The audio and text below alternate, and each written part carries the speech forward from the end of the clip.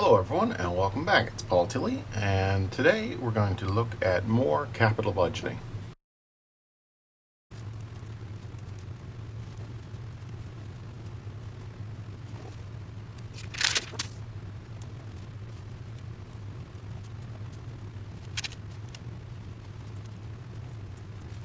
Okay, so let's look at this idea of to invest or not to invest.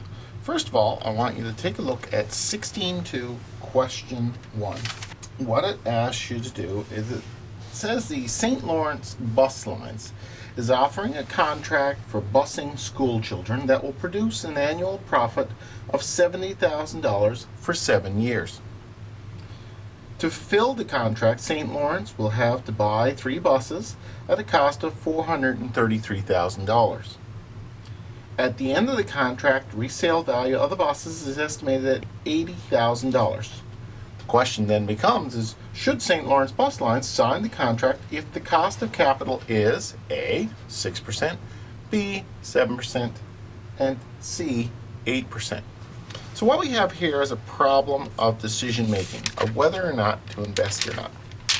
And essentially, what I like to do is to look at the ledger from 2 points of view. First of all, we look at the revenue in, and the other side, look at the cost. Okay? So in terms of the revenue in, what do we have with this particular bus contract? Well, it says that we will make $70,000 a year for 7 years. So that's the revenue coming in from it. But as well, it says that at the end of the contract, in 7 years, you get $80,000 when you sell the buses. That's the resale value. So that's the revenue in. Now, if we look at the cost is really an upfront cost where we're going and we're asked to put out $433,000. And that's going out now. That's going out now. These revenues, however, are in the future, right? 1 year, 2 year, 3 year, right up to 7 year, and after 7 years. So what we got to do is we got to be able to compare the revenues in value now and the cost value now. Now the cost value now is pretty straightforward because $433,000 is now. We don't have to do anything with that. That's now, no time value of money involved. This one here, though, we have to look at the time value of money for 2 of these factors. The first one deals with a stream of payments. So this one here, it's a stream of payments. So we got now, for 7 years, we got 1, 2, 3, 4, 5, 6 years and 7. And in every one of those years, there's $70,000 coming in, $70,000 coming in, and so on.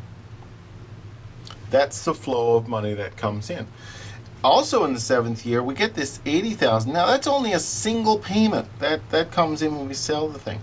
So what we have up top here, this part here is an annuity. And this part down the bottom where we get the $80,000, that's a present value of a future amount.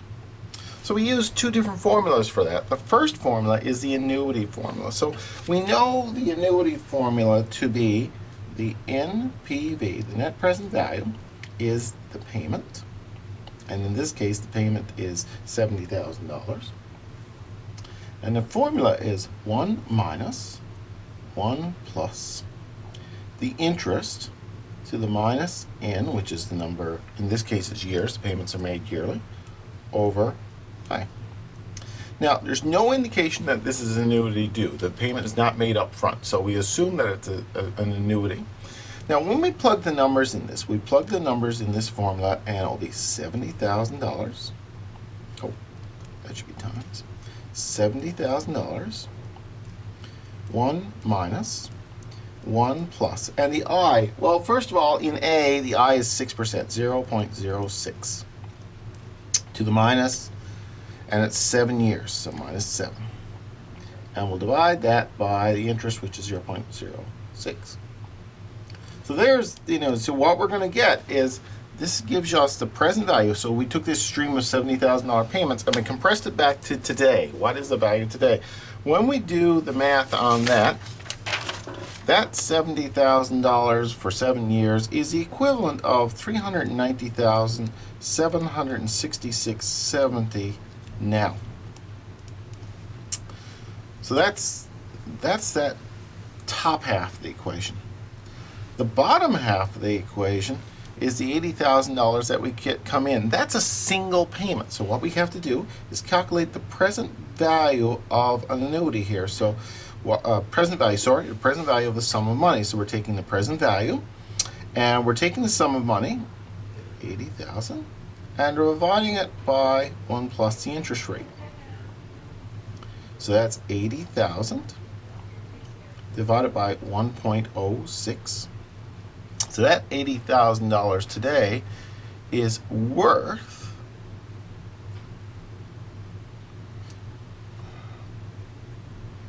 going to be to the seventh, by the way. So we're taking the 1.06, doing the 0.7.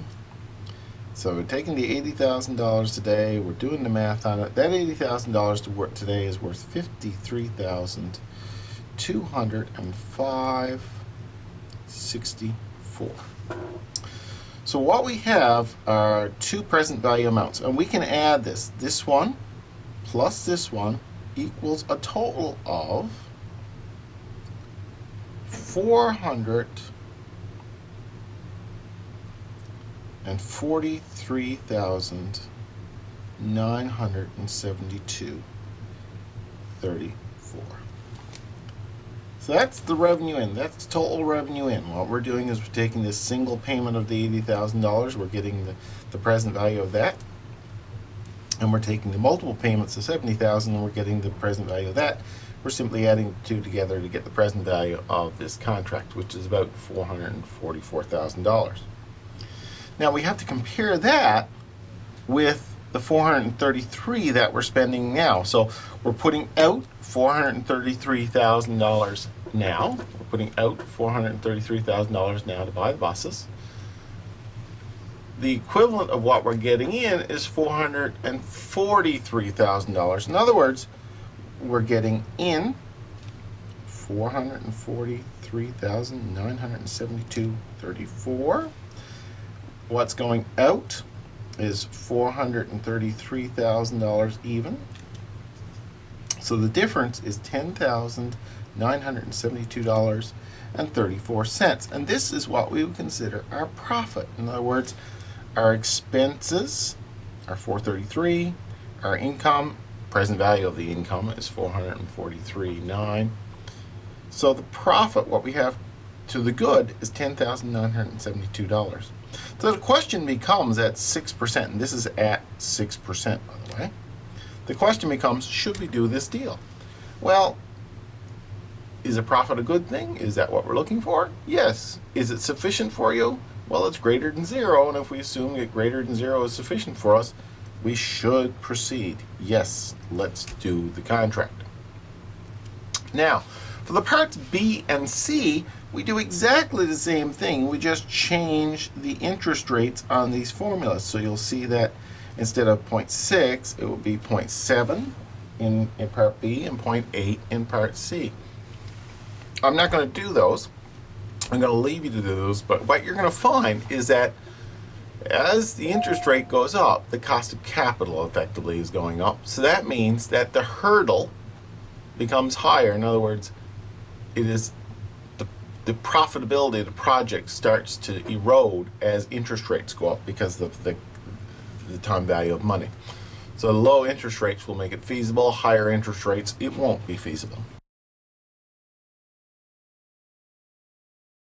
The next topic that I wanted to look at here is the topic of something called capital rationing. The basic concept of capital rationing is we only have so much money, we can only invest so much.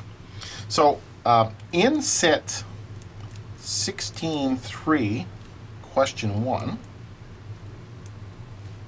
we see a good example of capital rationing. A firm has identified the following 4 investment opportunities and calculated their net present values. If the firm's capital budget for the period is limited to $300,000, what projects should be selected? So we have $300,000 to spend. That's effectively what we got, or I should use the word invest as opposed to spend. So we have $300,000 to invest. And the question is, what projects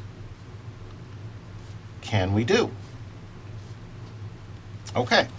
Well, the problem gives us some issues here. It gives us project A, B, C, and D. And project A, the upfront cost of project A is $100,000.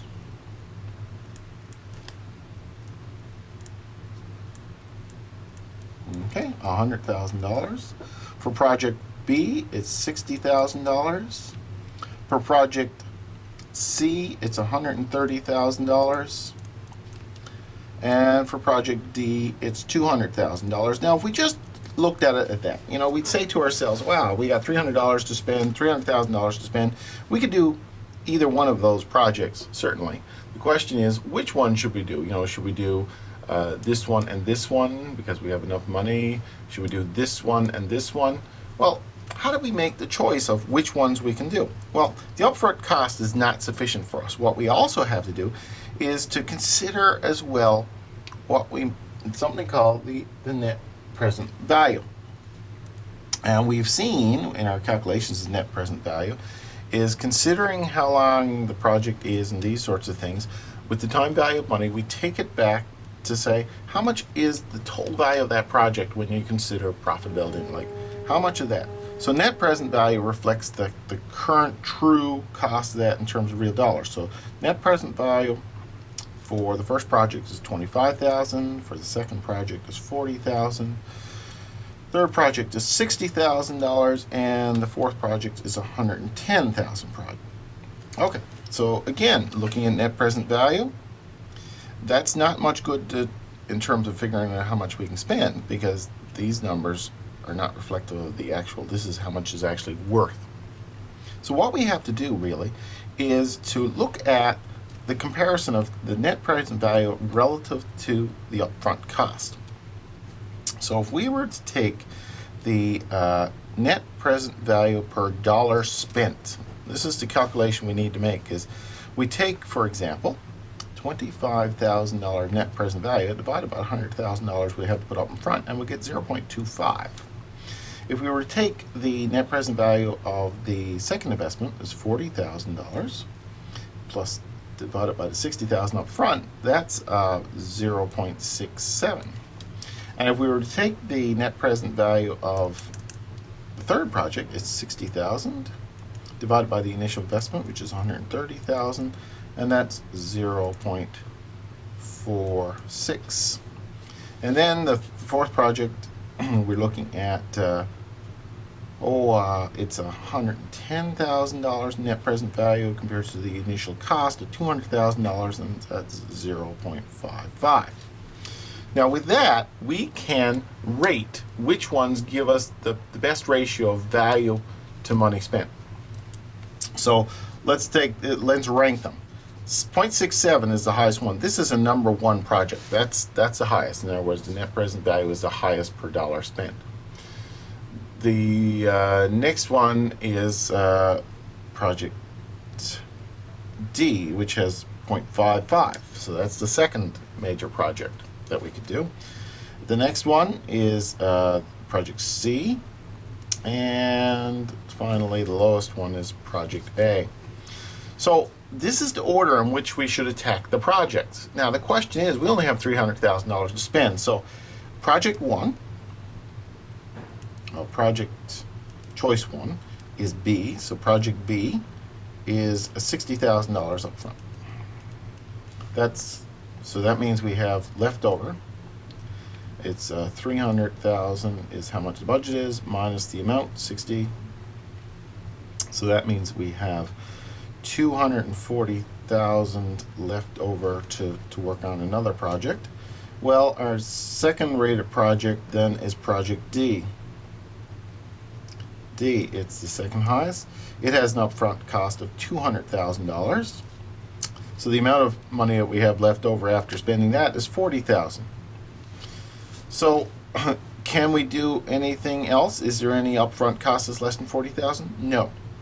So project B and D would yield the biggest bang for the bucks that we're spending. We're not spending all of our bucks, granted, but it certainly provides the best bang for the buck. And that's what project rationing is supposed to do. It's supposed to tell us, hey, here are the projects you should pick. And in this case, B and D are the best projects. Okay, so that's how we do capital rationing, and all those problems you'll find those to be about the same. Comparing investment options. So, you have a couple or three choices. Which one should be the best one to do? So I'm going to pick out of set 16.3, question 5. So why don't you take a look at that? I'll just read it here now. Carl Williams does custom wheat bonding in southern Alberta. He will purchase either a new Massey or a new Deere combine harvester. This is a tractor, okay? To replace his old machine. The Massey combine costs $190,000. The Deere combine costs $156,000.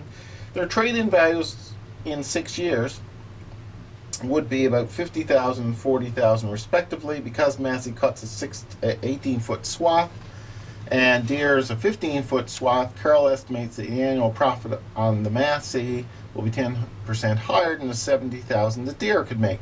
The Massey equipment dealer will provide 100% financing at 11% per annum. The Deere dealer will approve 100% financing at 10% per annum. Which combine should Carl choose? How much more in current dollars is the best alternative worth? Well, let's parse out that problem. Now let's just take a look at how that problem flows out. Here's my notes here.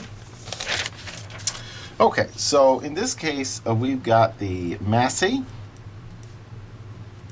The Massey tractor. It's a combine harvester, thing with the big blade on the front that cuts.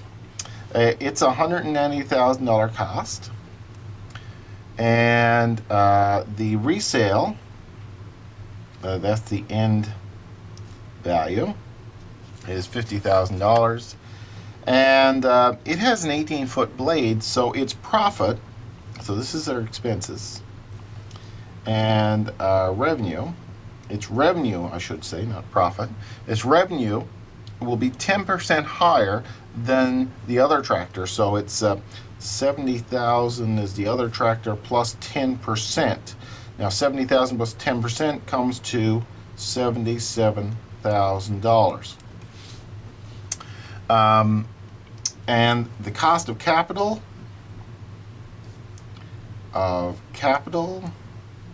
in the case of Massey, it is 11%.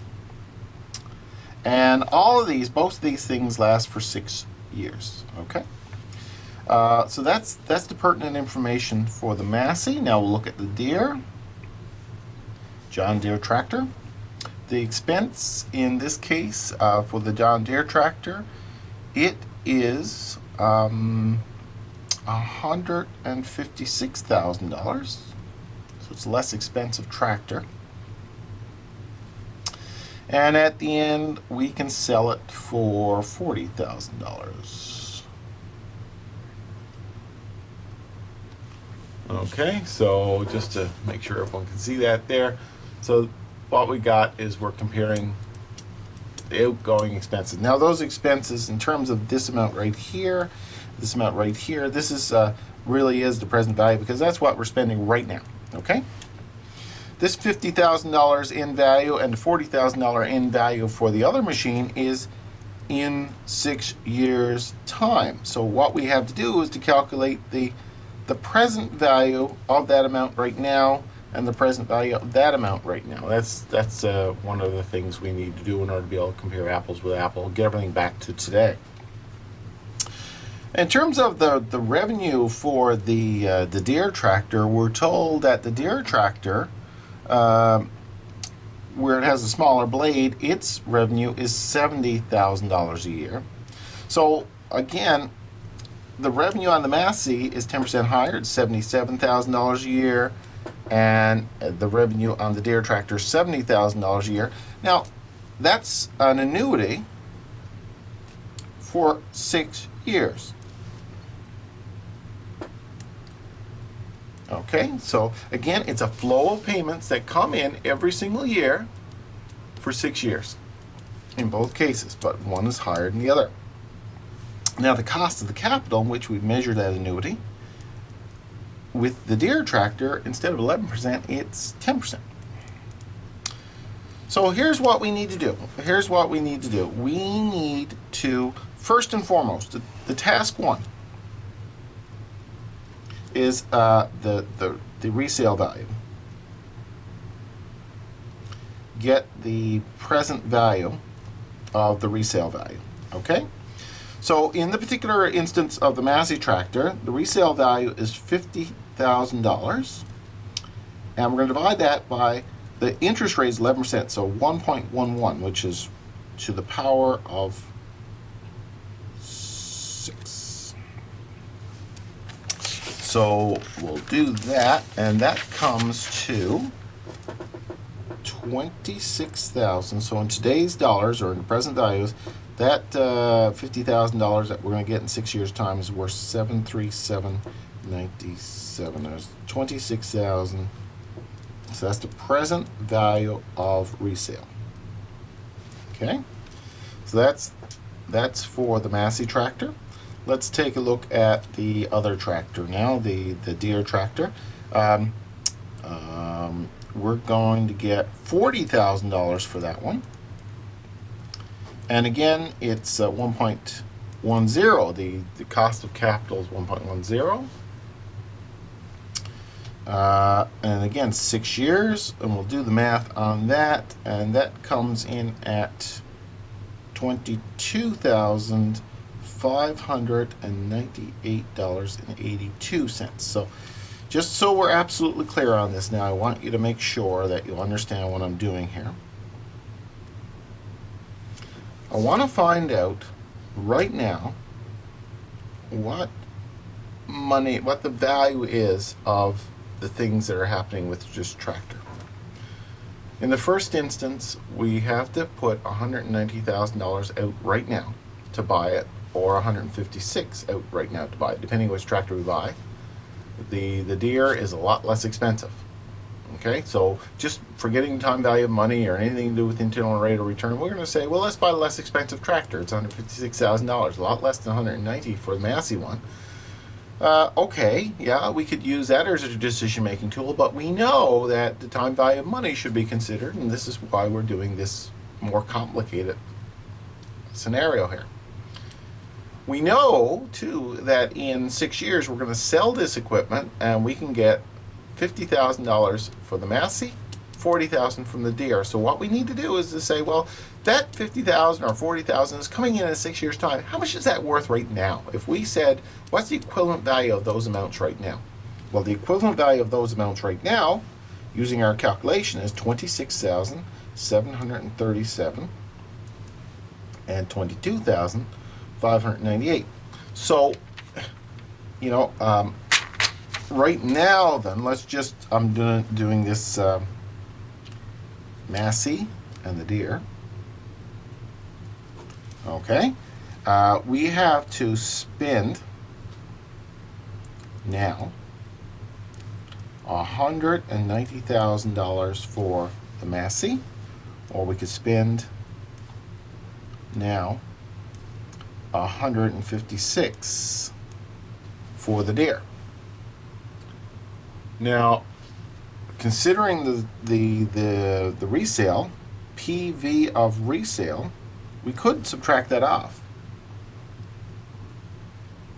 Okay, so we calculated the present value of the resale to be $26,737.97 for this rig, and $22,598.82 for that rig. So really, the actual cost in today's dollars, the cost, the PV cost, this is the present value cost for the for this one here, it's 190, minus 26,737.97. So the actual cost in terms of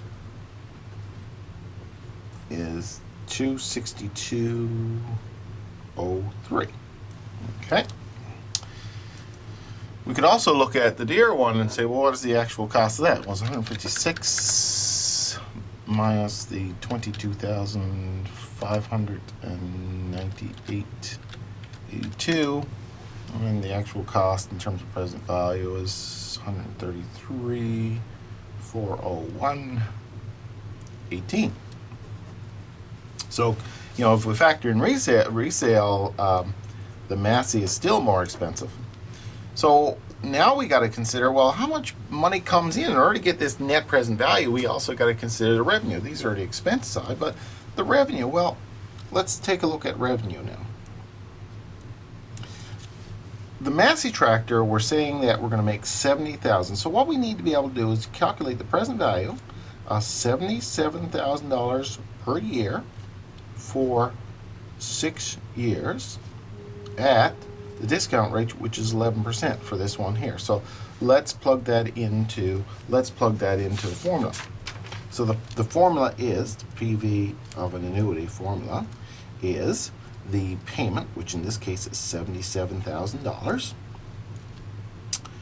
1 minus 1.11, which is the interest rate, be minus 6. I just want to make sure I got that right, minus 6. Okay.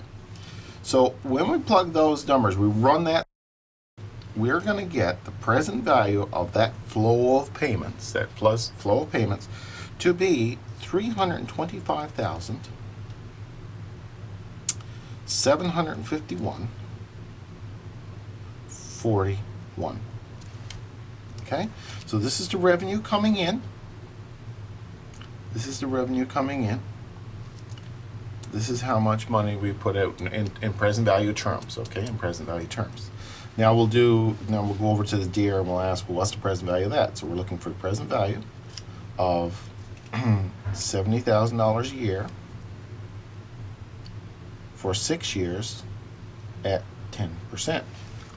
And when we plug that into our formula, so the PVA, its present value of annuity, is 70,000. 1 minus 1.10 to the minus 6 over 0.10, and that will give us the present value of annuity of $304,868.25. So we have now our revenue and we have our costs. So we've got two of those important things. So essentially we have to kind of weigh one out against the other. Well, in the first instance, the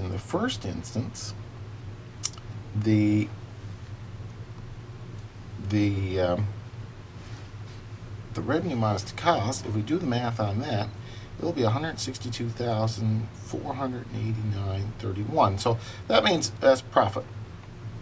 That tractor will generate that much profit for us. The Massey tractor will generate that profit for us. And all I'm doing there is taking this and subtracting the cost. I'm going to do the same thing here with this one, taking this, subtracting the cost. So again, this one here comes to $171,467.12. Now, ask what one is the most profitable tractor, considering the cost of money in this. Well, even though the Deere is a less expensive tractor, and it seemed the more, it certainly too generates the most net present value for us. So we should pick this one here. And the question is, how much better is it? Well, if we were to subtract this from this, we'll get about $8,968 difference. So again, what we're all doing here is considering the time value of money in terms of making decisions on equipment. This will generate a certain dollar for us and incur certain expenses. What we're trying to do is to say, what is the net of each one of those, revenue minus your expenses, and which one is the better one, which one provides us the most benefit, and the most benefit in this case comes from the Deere. Okay, so that's a great example there in order to show how we use this technology and this technique, I should say. Probably we use computer technology to do it. But this technique in order to make decisions in business with regards to options. So the topic is payback. Now this is the easiest thing we're going to do, because payback, the payback is a simple process. It says how long, the real question is asked, is how long, if we make an investment up front, how long does it take to pay that back? So if we say, for example, we have $100,000 invested in something and it generates $50,000 a year. Well, how long? Well, $50,000 in year one, $50,000 in year two. 2 years, it will pay itself back. That's effectively how payback works. Now, payback is not such a good system because the payback concept, when we use this, it doesn't consider the time value of money. And we've learned throughout this course that the time value of money is critical to making good decisions or considering the time value of money. This is particularly true when interest rates are high. So I'm going to take a look here at exercise 16.6, and again we're going to take a look at number 1. It says the expected profit from a $52,000 investments are $8,000 in year 1, $12,000 in years 2 to 5, and $6,000 in years 6 to 7. What is the investment's payback period? Okay, so let's look at out and in. Let's kind of consider it this way. We have $52,000 going out now. Okay, that's how much we spent. And we got year 1, 2, 3, 4, 5, and 6 going on here. Year 1 we have 12,000. Year 2 we have 12,000. Oh, okay. Let's just start this again. Okay, so let's consider this. I like to use the out and in system. Out, how much money we're spending, and in, this is payback. Okay, so the idea is in the problem it says we're spending $52,000 up front, so that's going out. And in, we had $8,000 year 1. Year 2, 3, 4, and 5, we had 12,000.